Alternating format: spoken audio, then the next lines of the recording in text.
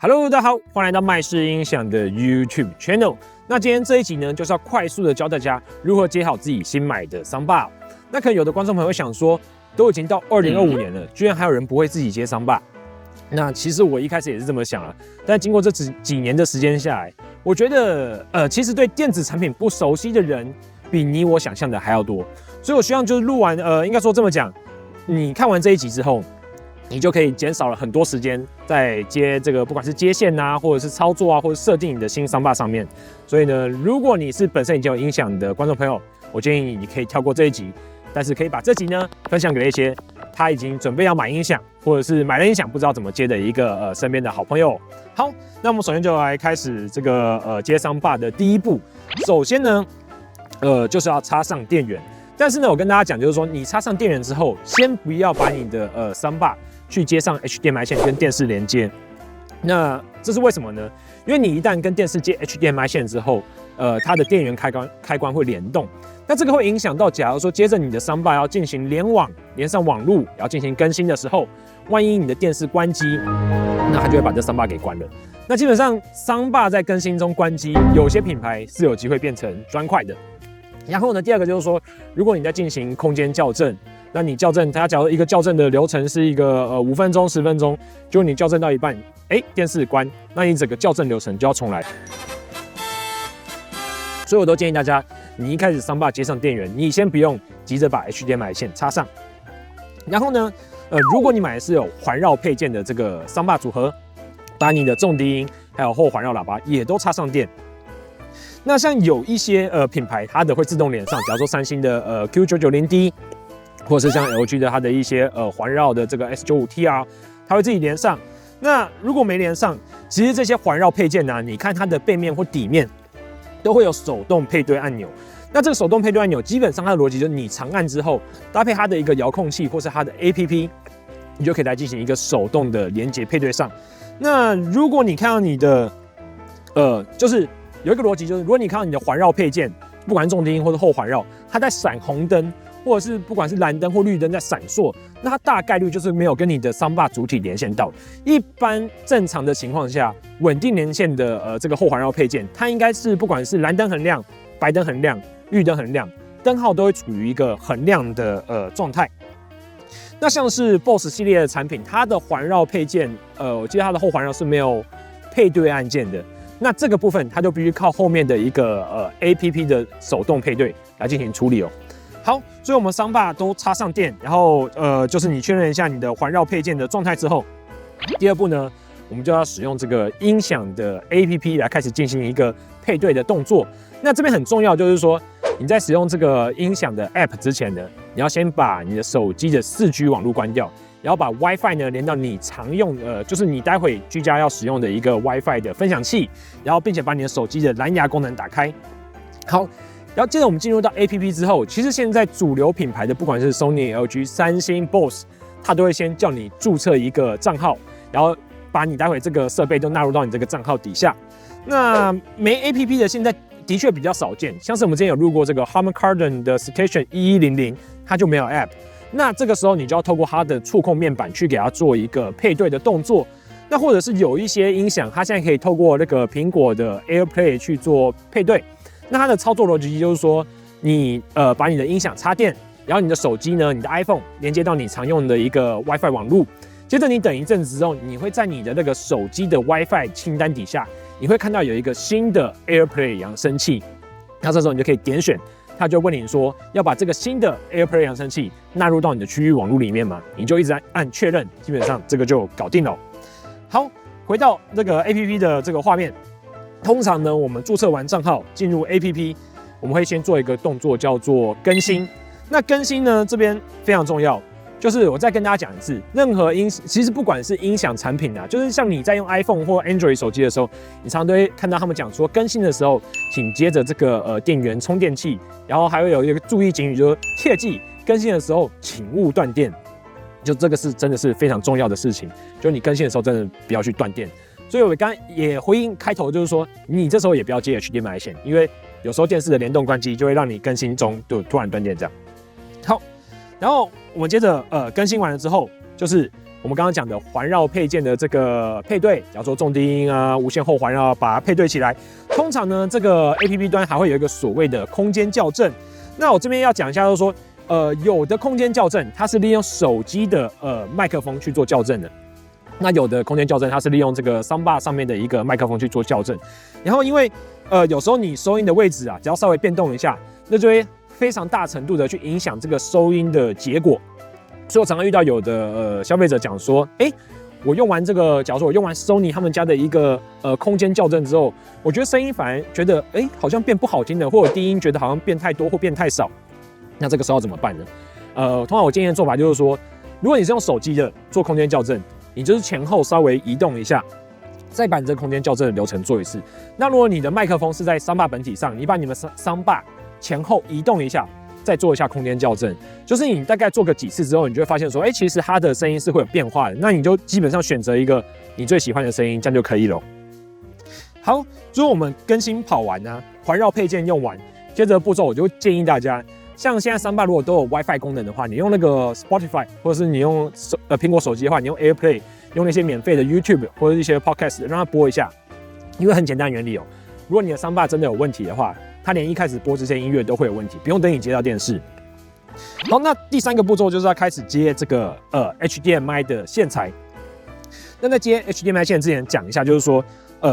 HDMI 线的这个线材的钱啊，真的是比较省。因为以现在这个 HDMI 2.1 的规格来说，看电影的部分现在都是 4K， 如果电影的话 4K 24帧或者 4K 30帧。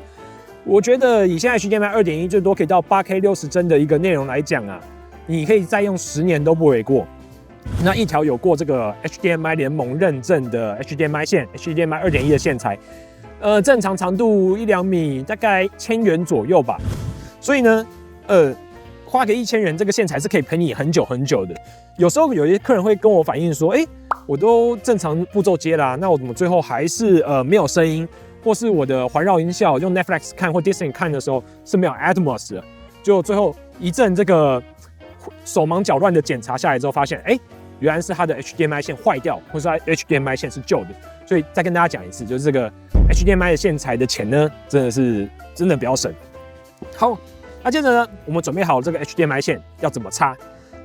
通常我们要接线的话，会有HDMI 线有2端嘛，我们一端要接电视，一端要接音响。电视端的话，你一般看到电视它的背后会有这个 HDMI 接孔，那上面会有标示着1、2、3、4，就4个数字。那其中有一个接孔会写 ARC 或 EARC， 那我们的这个 HDMI 线其中一端就要接这个 ARC 或 EARC 的电视接口。好，那接着回头来看到 soundbar 上面哦。现在音响啊，大部分的设计会有就是会有一部分的 HDMI in、HDMI 的 input 的输入，然后呢还会有 HDMI out， 然后有的音响它不会写 HDMI out， 它会写 HDMI 的EARC 接孔或叫 ARC 接孔，然后有的soundbar呢，它甚至会把这个 HDMI in 也砍掉，所以如果你没有 HDMI in， 像是 BOSS 系列的产品啊，你就没办法就是你有一些蓝光机或者是有一些什么第4台或苹果 TV， 你就没办法先接到音响，再接到电视了。好，那这边大家切记就是说，我们刚刚说一个 HDMI 线接电视的这个 ARC 接口嘛，那另外一端呢，另外一端我们就要接音响的这个HDMI out， 或是它叫 HDMI EARC 的接口。可能有人会讲说，这个声音呢是从电视的out 输出给音响。那怎么不是接这个音响的 HDMI input 呢？就这个可能听起来很好笑，但是我跟你讲，真的有一部分人他接这个时候一直有这样的问题，这个有点像我觉得这有点像历史渊源，就是以前的音响的接法其实真的是这样子，就是说你要把所有的一个影像讯源先接到你的音响主机或soundbar，就是接到你的这个音响主机或soundbar的 HDMI in， 那接着呢，你再接从这个 HDMI out。接一条线到电视，所以呢，音响上面的 HDMI out 其实就是把影像输出到电视。但随着电视现在本身都内建了各种串流媒体，像是 Netflix 啊、YouTube 啊，或者是 Disney Plus， 所以呢，声音回传这个 ARC 的功能便发明了出来，让电视呢直接跟音响去做通讯，让电视直接把声音送给音响。所以呢，这么简单来讲，就是说，你现在来接的话，其实你的电视 ARC 的接孔是要接到音响的这个 HDMI out， 也就是音响的 HDMI 的 ARC 接孔，听起来很绕口，但就是这样子接。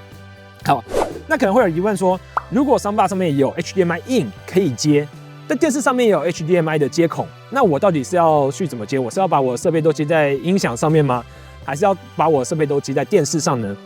那我这边提供一个最简单的结论，就是如果你不是一个游戏的重度发烧玩家，你就是把你所有的影像的讯号源全部接到电视就好，电视透过一条这个 HDMI 线跟音响沟通，因为你的那个游戏主机啊接Soundbar，那个游戏声音的延迟会小一点，但是我觉得有的人他也感觉不出来。然后加上如果你把你的这个视讯设备接到Soundbar的这个 HDMI in 的话，其实它的一个讯号切换跟电视本身的切换，如果你家中有长辈的话，你就会发现长辈对这部分他就会操作非常的有障碍、有困难，所以就建议大家还是简单的去做使用，就全部接到电视上。好，那最后一个步骤就是说，你全部都接好了之后，有一个最后一关，就是你要把电视的音效输出啊改成 HDMI 设备。那这边有些电视它会自动的去做侦测，然后引导你去做更改的设定。但是呢，有些电视要你自己看原厂的说明书去做手动的更改，然后这个呢，基本上就是要参照你电视型号所标明的那个原厂说明书。就假如说 Sony， 它可能在某几年的这个2025年的电视的操作，跟它在2000年以前电视操作是不一样的，那你这个都要去看原厂的说明书，你才知道要怎么操作。就我有遇过有一些电视厂牌，它是要把 HDMI CEC 的联动的功能打开之后，它才能有这个 HDMI ARC 回传的功能。我还有遇过有一些比较印象深刻，就是说你只有在 HDMI， 假如说它的3号是这个 ARC 的接孔，你只有在当把你的电视输入调整到 HDMI 3号输入的时候，你才可以去调整这个 HDMI ARC 的功能。就是听起来很魔幻，但是我真的有遇过这样子的，就是每个电视的调整方法都不一样这样子。好，那基本上走到这边，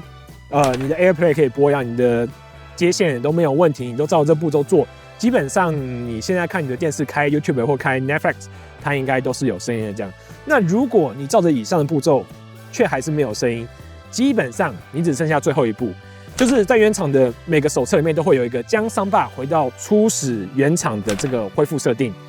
你通常就可能电源键长按个10秒啊，或是一些组合按键，2个按键加起来按个10秒，然后灯号就会闪烁，然后就会恢复初始设定。你基本上就只有做完这个初始设定的动作，然后再把我们刚刚讲这些事情呢全部重复一次。那如果还是不行，那你大概率就会遇到这个新品不良这样。那这时候记得要赶快联系你的原本的购买处，或联系这个原厂的一个售后服务处去做更换新品的一个动作。请问是蟹堡王吗？不是，我是派大星了。好啦，那这部影片呢，大家看到这边，其实就希望说，以后大家新买Soundbar的时候，第一个是不用那么的恐惧，然后可以简单的、快速的看一下我们这个影片，然后你在接线的时候，相信会省下你非常多的时间。所以呢，我是 Alan， 这次的影片就到这边，希望这部影片可以为大家省下更多的时间。那记得要按赞、订阅、加分享，我们就下次见喽，拜拜。